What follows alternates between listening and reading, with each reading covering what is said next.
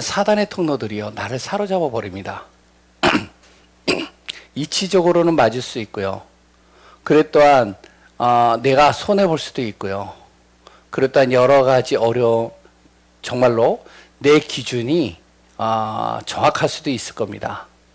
그런데 중요한 것은요, 내가 복음으로 충만하지 않으면 이치적으로 맞고 정확하고 내가 손해보지 않으려고 몸부림을 치는데 그 속에 누가 역사하느냐? 그게 사단이 역사하는 거예요. 그래서 우리는 순간순간 복음으로 충만해야 됩니다. 예수님을 어떻게 해서든지 24시간 예수님을 끌어내리고 걸리게 만들고 그랬던 무너뜨리고 그리고 또한 이 죽음 속으로 몰고 가는 존재들이 있잖아요. 바리새인이라고 할 단정을 지을 수는 없습니다. 하나님을 대적하는 존재를 통해서 계속 속이거든요. 그때마다 예수님은 어디에 서 있느냐? 복음 안에 딱 서버려요. 대적할 수도 있고 변명할 수도 있고 그것을 가지고 싸울 수도 있음에도 불구하고 복음 앞에 서는 겁니다. 아까 전에 오전에 얘기했던 그 이혼에 관련된 거는 굉장히 복잡한 문제입니다. 근데 예수님께서 답변 안 하면 끝나는 거예요, 그거는. 왜냐면 예수님은 알고 있거든요. 이들이 하는 의도를 알고 있어요. 근데 거기에 대해서 답변을 해요. 무슨 중심으로 답변을 하냐? 복음 중심으로 답변을 하는 겁니다. 우리는 항상 뭘 보여야 되냐면 드러나는 결과를 가지고 보지 마시고 드러나는 현상을 가지고 마시고 그 속에 진짜 이것이 사단의 통로냐 아니면 복음의 정말로 역사냐 이걸 보셔야 돼요. 이혼하다 보니까 이제 세 번째는 이제 간단하게 넘어왔는데 바로 성불구자죠. 이걸 어떻게 봐야 될까요? 여러 각도로 볼 수도 있겠죠. 뭐 이제 내시 같은 경우나 아니면은 뭐 스님들은 그렇지는 않지만 그래도 나름대로 세속에서 벗어나려고 그렇게 하시는 분들도 있거든요. 성직자들 중에서도 중세시대 때나 그 초대교회 때 교부들 같은 경우에 정말로 자기의 그런 것들을 끊고 하나님 앞에 서려고 하는 사람들도 있었어요. 그것이 좋다 나쁘다가 중요한 게 아니에요. 우리가 어떠한 상황과 어떠한 순간 속에서도 무엇을 바라봐야 되냐? 복음을, 하나님을 바라봐야 돼요. 왜 그러냐? 그러지 않으면요, 나의 행위가 나를 거룩하게 만드는 건 절대 아닙니다. 그래서 우리는 무엇이 된다고요? 24시 복음 충만해야 돼요. 특히 추석 명절 24시 내가 복음으로 충만할 수 있어야 됩니다. 온라인으로 들으시는 분들도 잘 아셔야 돼요. 온라인으로 드리는 건요, 예배당에서 예배 드리는 것보다 몇 배로 힘듭니다. 아시죠? 왜냐면 여러 가지 변수들이 있어요. 예배를 못 드리고 산만케 하는 것들이 있어요. 거기에서 내가 정말로 말씀 속에 딱 서야 돼요. 그래서 저번에도 얘기했지만 온라인으로 예배가 내가 집중이 안 된다 그러면요, 타협하지 마세요. 예배 속으로 들어와야 됩니다.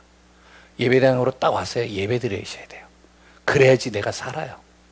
오늘 제목은 뭐냐면 모든 것은 하나님의 손 안에 있다는 겁니다. 하나님의 절대 주권이에요. 오늘부터 시작해가지고 10번에 거쳐서 뭐에 대해서 얘기를 할 거냐면 우리 신앙인들의 발판을 좀 이야기하려고 합니다. 10가지 발판이 있죠. 그 10가지 발판을 하나하나 우리가 좀 살피면서 나의 신앙을 점검하고 그래 또한 나를 기초를 단단하게 하셔서 그 안에서 정말로 우리가 하나님이 하시는 역사와 응답 속으로 들어가는 거예요. 기초는요, 얼마나 우리가 중요하냐면 기초를 단단하게 세우면 세울수록요 절대 흔들리지 않습니다. 제가요 이래봬도 옛날에 운동을 좋아했어요. 운동을 좀 예전에 했었어요. 어렸을 때 좀 태권도를 좀 배운 곳이 있고 좀 운동을 하다 보니까 뭐 이제 나름대로 내 몸을 보호하는 것들을 좀 해요. 지금은 모르겠는데. 그런데 이제 이것이 딱 되어지니까요. 제가 30대 초반인가 20대 후반이구나. 20대 후반 때 오토바이를 못 타는데 제 앞에 이제 형이 오토바이를 타고 내가 뒤에서 이제 오토바이 뒤에 딱 탄 거예요. 이 형이 오토바이가 서툴러요. 가가지고 아니나 다를까 이 지나오는 차에 부딪혀 버렸어요. 오토바이를. 어떻게 될까요? 두 사람이 오토바이도 뒹굴고요. 굴르고요. 우리도 공중으로 굴러서 땅에 떨어졌어요. 한 2m 정도 제가 뛴 것 같아요. 근데 안 다쳤어요. 하나님의 은혜죠. 이게 뭐냐면은 기초입니다. 운동을 했을 때 그때 이제 하는 것이 이제 낙범이나 여러 가지를 단단하게 계속 하거든요. 그때 그 관장님이 계속 그것만 시켰거든요. 구르기. 근데 그게 언제 나타나냐? 위기와 문제와 어떠한 중요한 선택의 순간 속에 딱 나오는 거예요. 하나님의 절대 주권. 우리가 잘 알아야 됩니다. 모든 것은 하나님의 손 안에 있다. 하나님의 절대 주권이죠. 이게 믿어져야 돼요. 모든 것은 그리스도를 통해서 하나님은 이뤄가신다. 하나님의 방법. 그 다음에 하나님은 반드시 성령을 통해서 역사해 가신다. 하나님의 역사. 하나님은 다른 것이 아니라 우리에게 말씀을 통해서 모든 것을 인도해 가신다. 하나님의 말씀. 구원받은 나는 어떻게 된다? 하나님이 내 안에 주인 되어 주시고 나는 어떻게 하면 하나님의 성전이시다. 하나님의 성전. 내 자신이죠. 구원받은 나, 그리고 또한 교회. 분명히 모든 삶에는 뭐가 있다? 하나님의 계획이 있다. 나의 현장에는 하나님의 계획이 있다. 모든 삶 속에는 생사화복을 하나님께서 움직이신다. 하나님의 통치.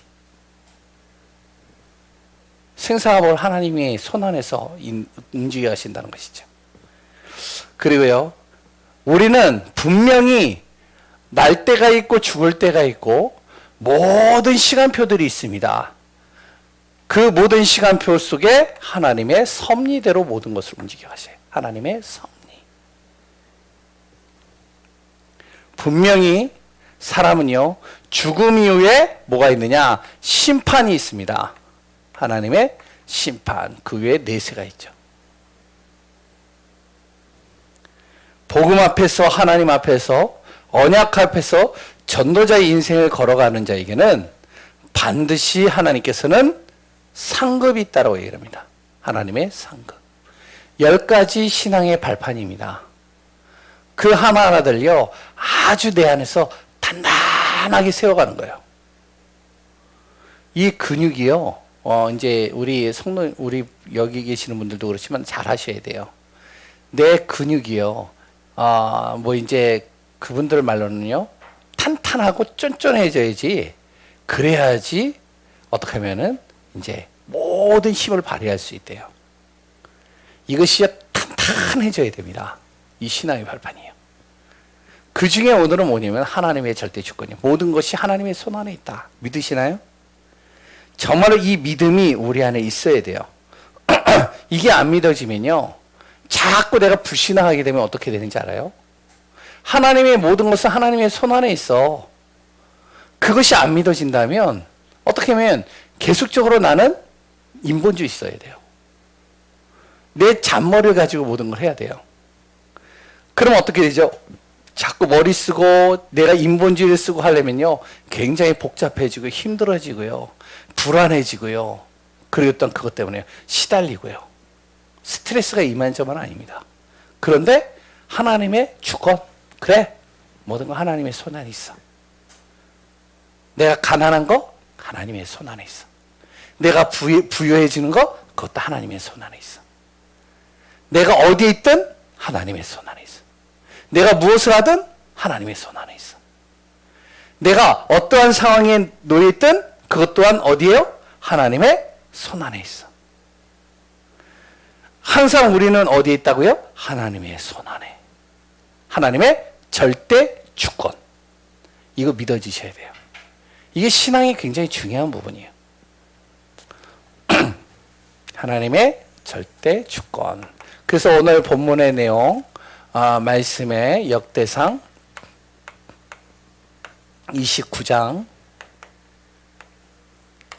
10절에서 12절, 다윗의 고백이죠. 다윗은요, 성전을 짓지 못했습니다. 다윗이요, 모든 걸 다 갖춰놨거든요. 세팅을 다 해놨어요. 그럼 다윗이 나이가 많이 들어서 성전을 못 지었느냐? 그게 아니었어요. 하나님께서 짓지 말라고 하셨어요. 그래서 안 지은 거예요. 우리 같으면 어떡하죠? 바로 지을 거 아니에요. 근데 하나님의 손 안에. 우리 교회가 성전을 이전을 할 것을 놓고 기도하고 있습니다. 그것 또한 누구의 손에? 하나님의 손 안에. 우리가 하다가 또 성전을 이전 못해요? 뭐 그러지는 않겠지만 성전을 이전 못해요? 그것도 뭐다? 하나님의 손 안에.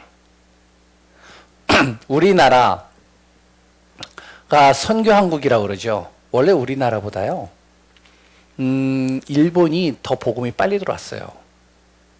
저 중국이요, 더 복음이 더 빨리 들어왔어요. 근데 이 일본은요, 지금 기독교 인구가 0.1%인가? 0.몇 %밖에 안 돼요. 중국은요, 이 기독교를요, 박해를 해요.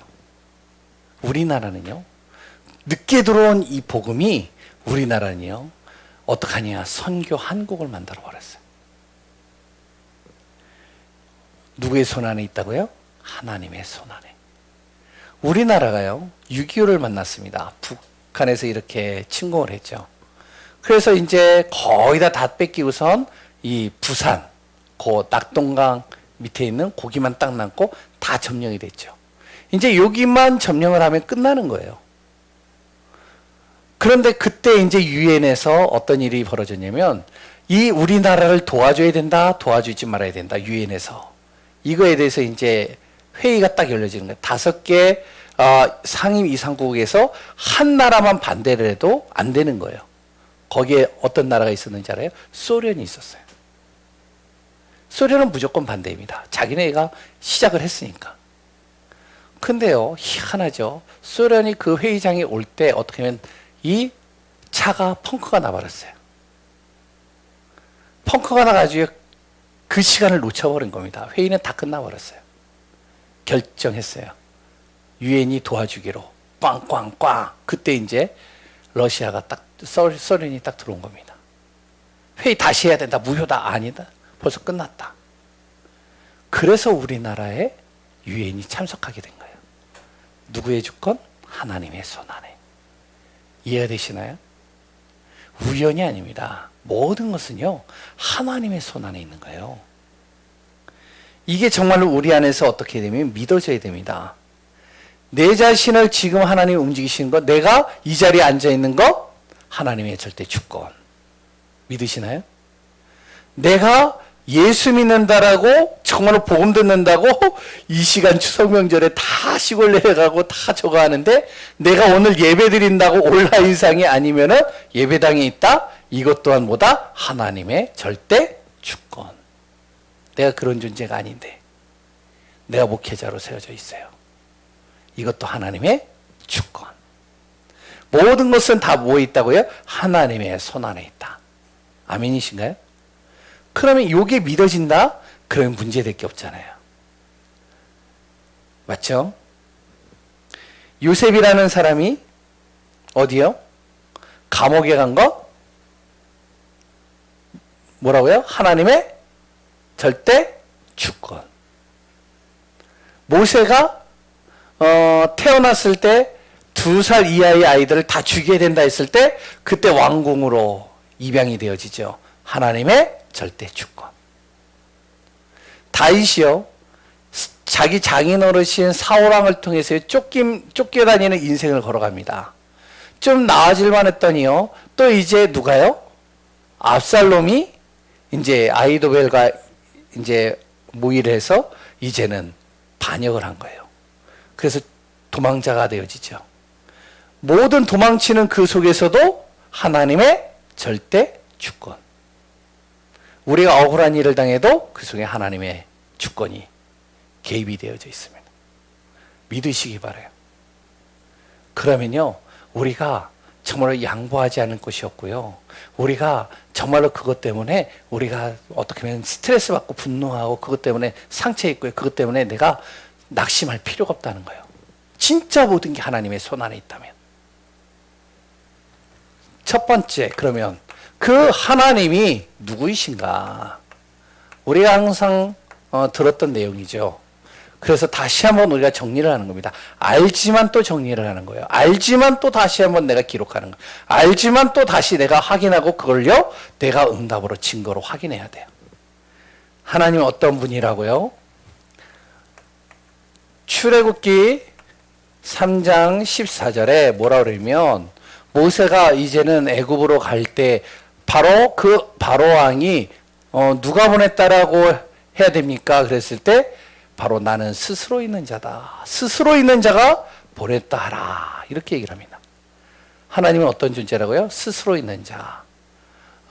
이거를요, 정확하게 얘기를 하면 바로 나는 바로 나다. 전에도 없었고 후에도 없는 바로 존재 그 자체가 하나님이라는 겁니다. 스스로 존재한 존재라는 것이죠. 이 땅에 천지가 창조되기 전부터 하나님은 계셨다는 거예요. 두 번째요. 요한복음 1장 1절에서 제가 거기에 14절까지 적어놨습니다. 창세기 1장 1절에도 분명히 나오고 있죠. 모든 천지를 창조하신 분이 누구다고요?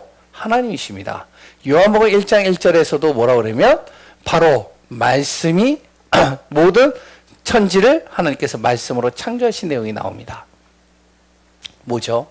1절부터 14절의 내용을 쭉 보시면은 성삼위 하나님, 그분이 바로 하나님이십니다.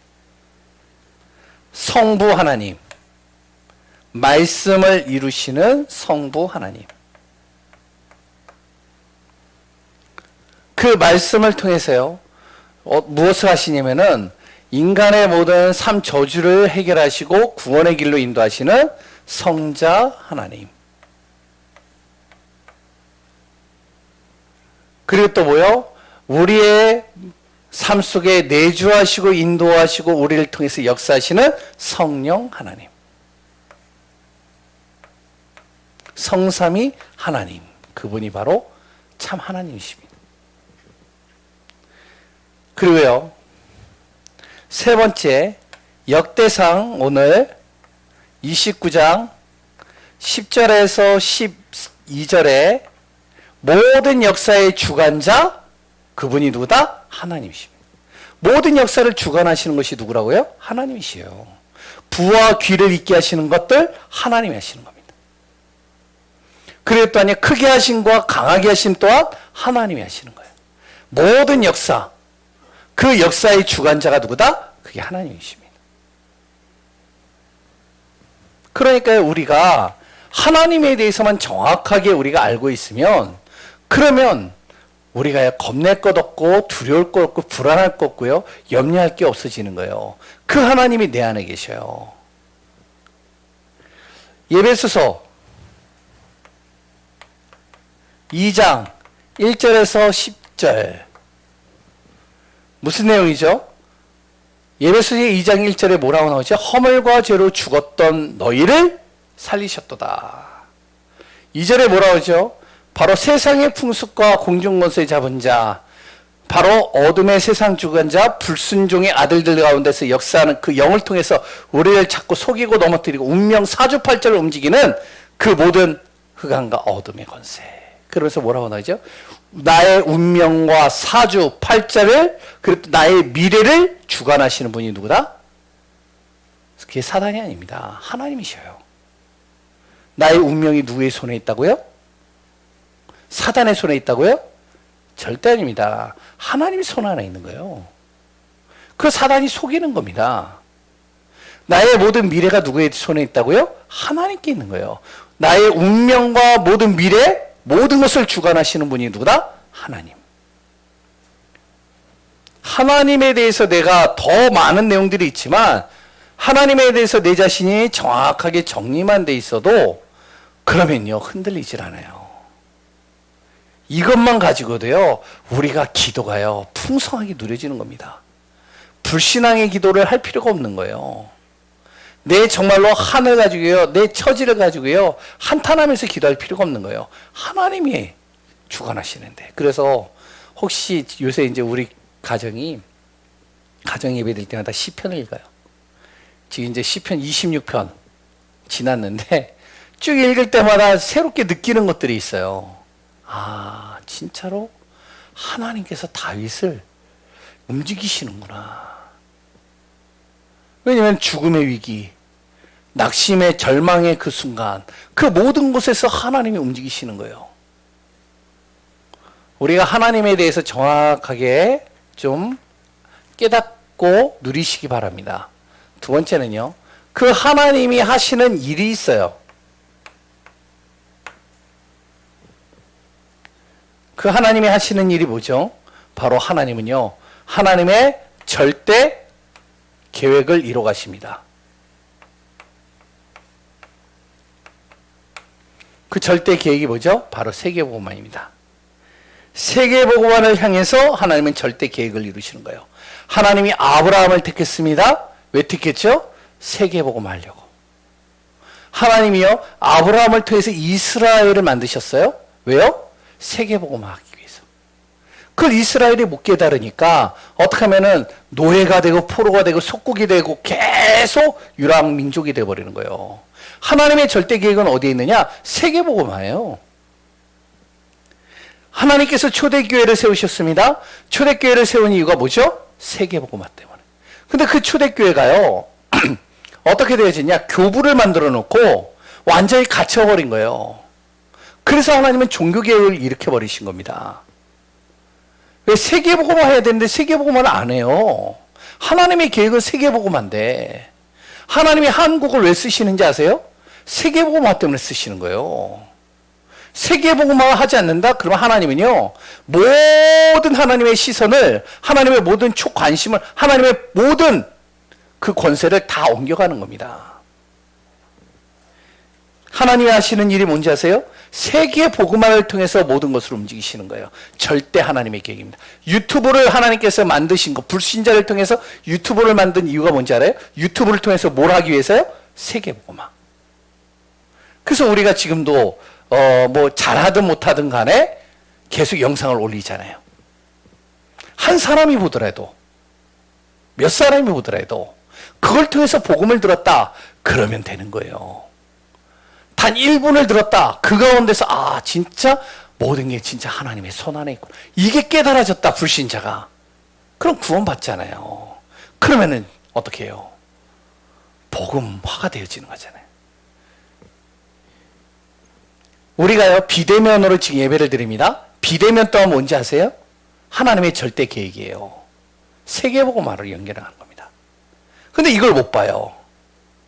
비대면을 하는데요, 비대면 이거는 진짜 재앙의 말조야, 이렇게 생각하는 분들도 있어요. 왜 안 모이니까. 근데 우리가 생각을 바꿔야 돼요. 모든 게 하나님의 손 안에 있는 게 맞다면 비대면 또한 하나님의 절대 주권 속에서 하나님 움직이시는 거예요. 뭘 가지고 움직이신다고요? 절대 하나님의 계획, 세계복음화를. 그렇기 때문에 내 자신을 통해서 하나님은 무엇을 이루어 가시냐? 하나님의 절대 계획을 이루어 가시는데, 나 한 사람을 통해서 세계복음화를 하나님이 이루기 위해서 나를 택하셨다는 사실이에요. 하나님이 하시는 일입니다. 그러면서 하나님은요, 두 번째로 그 세계복음화를 이루기 위해서 말씀을 성취해 가시는 겁니다.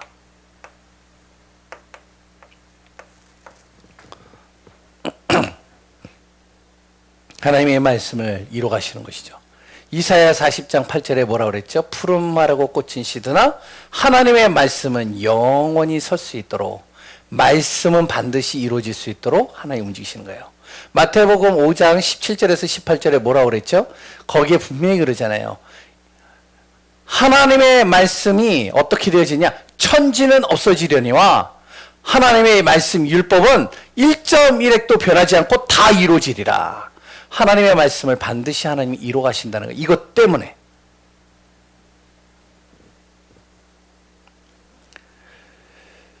우리가요, 꼭 마음에 담으셔야 됩니다. 그러면서 세 번째는요, 하나님이 하시는 일이 뭐죠? 구원입니다. 세계복음화를 하기 위해서 하나님은요, 구원의 길을 열어가시는 거예요. 누구를 통해서요? 예수 그리스도를 통해서요.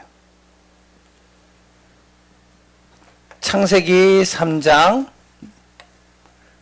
문제로 말미암아 하나님을 떠나게 된 사람, 하나님을 떠난 그 모든 사람들을 구원하기 위해서 하나님께서 어떻게 하셨느냐? 바로 마태복음 16장 16절 그리스도를 보내신 겁니다. 그 그리스도를 통해서요, 요한복음 19장 30절에 십자가에서 우리의 모든 인생의 문제를 완전히 끝내버리신 거예요. 그래서 구원의 길을 열으신 것이죠. 이 사실이 우리 안에서 정말로 믿어져야 됩니다. 하나님이 구원의 길로 우리를 이끌어 가시는 거예요. 어디에서요? 하나님 떠난 나, 영적 문제에 시달리는 나, 그리스도를 통해서 구원하시는 거예요. 재앙과 저주와 그리 또한 여러 가지 죄 속에 빠져 있는 나, 거기에서 그리스도를 통해서 구원하시는 거예요. 그리고요, 모든 경제와 삶, 가정의 문제 속에 완전히 묶여 있는 나, 거기에서 하나님께서 그리스도를 통해서, 그리스도 예수를 통해서 구원하시는 겁니다. 뭐 하기 위해서요? 하나님의 절대 계획을 이루어가기 위해서. 그러면서 세 번째는요, 거기에서 하나님 나라의 일을 하나님께서 만들어 가시는 겁니다. 흑암을 꺾으시고 흑암을 몰아내시고 하나님의 나라, 바로 하나님의 인도를 통해서 모든 것을 빛을 발하면서 바꾸시는 것이죠. 하나님이 하시는 일들을 잘 보셔야 돼요. 지금 내 안에 하나님이 하시는 일을 잘 봐야 돼요. 그래야 절대 주권이 내가 믿어집니다. 그러면 어떻게 되어지냐? 이 사실이 정말로 내 안에서 확인이 된다면 세 번째, 하나님을 내가 그때서부터 뭐가 되어지면 누림이 되겠죠. 아까 전에 얘기했죠. 하나님을 누리게 되면 어떻게 하면 어디에 있어도 상관이 없어져요. 하나님이 누려지면요, 무엇을 해도 내가 괜찮은 겁니다. 하나님이 누려지면요. 내가 정말로요, 저기 사망의 음침한 골짜기에 들어가 있어도 상관이 없어지는 거예요. 하나님이 진짜 누려지면, 하나님의 모든 것이 하나님의 손 안에 있다면 반드시 하나님께서 거기서도 나를 어떡하냐? 건져내시고 이끄시는 거예요. 재앙이하고요, 모든 전염병이 돌아도 상관이 없는 겁니다. 그래서 말씀에 있잖아요.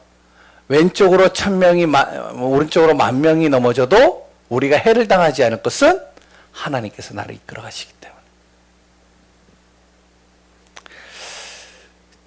그리고요, 감당할 수 없는 문제가 나에게 와요. 진짜 감당할 수 없다니까요. 도저히 내 상식적으로 내 생각으로는요, 내 힘으로는요, 절대 해결할 수 없는 문제를 만나요. 그래도 괜찮다는 거예요.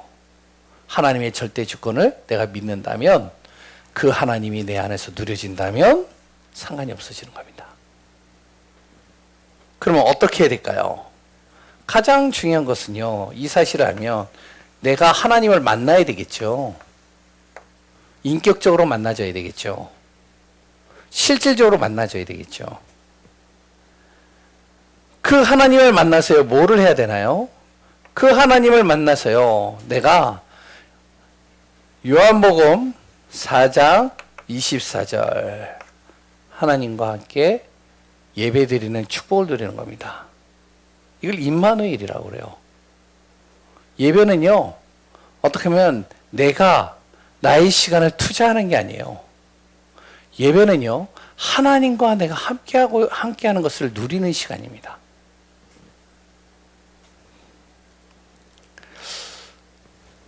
그래서 로마서 12장 1절에서 2절에 뭐라 그랬죠? 그런 말이 있잖아요. 진짜 하나님을 누리는 사람, 하나님을 진짜 믿는 사람은 어떻게 해야 되냐?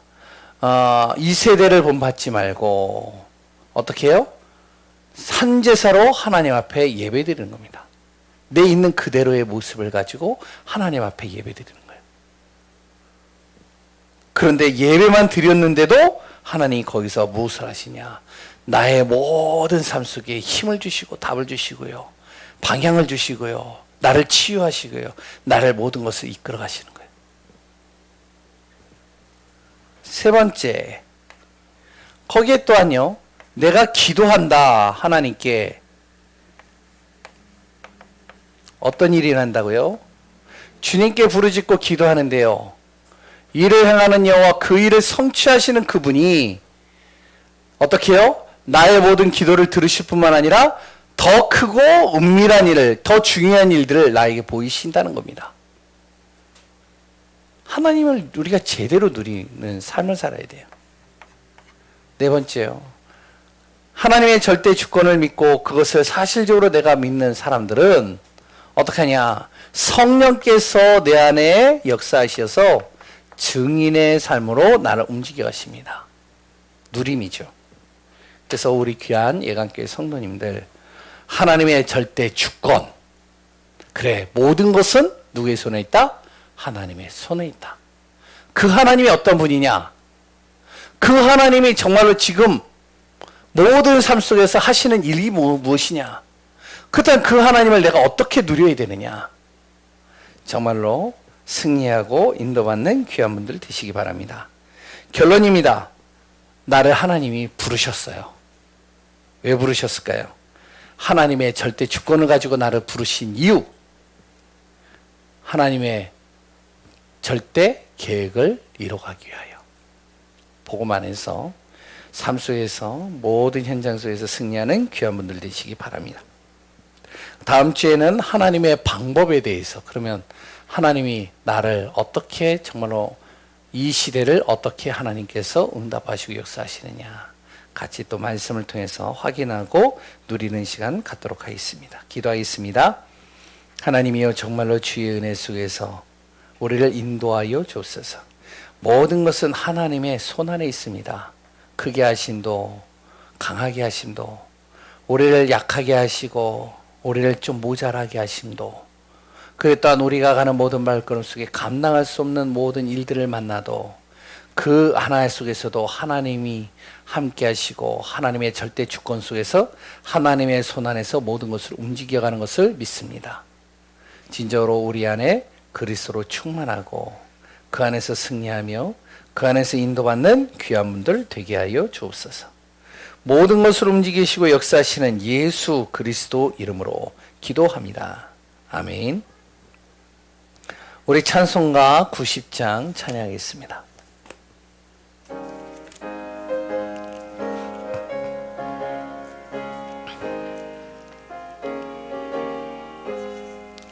주 예수 내가 알기 전 날 먼저 사랑했네. 그 크신 사랑 나타나 내 영혼 거듭났네. 주 내 맘에 늘 계시고 나 주의 안에 있어. 저 포도비유 같으니 참 좋은 나의 친구. 내 친구 되신 예수님 날 구원하시려고 그 귀한 몸을 버리사 내 죄를 대속했네. 나 주님을 늘 믿으며 그 손을 의지하고 내 몸과 마음을 바쳐서 끝까지 충성하리. 내 진실하신 친구여 그는 내려주사 날 항상 보호하시고 내 방패 되옵소서. 그 풍성한 참 사랑을 내놔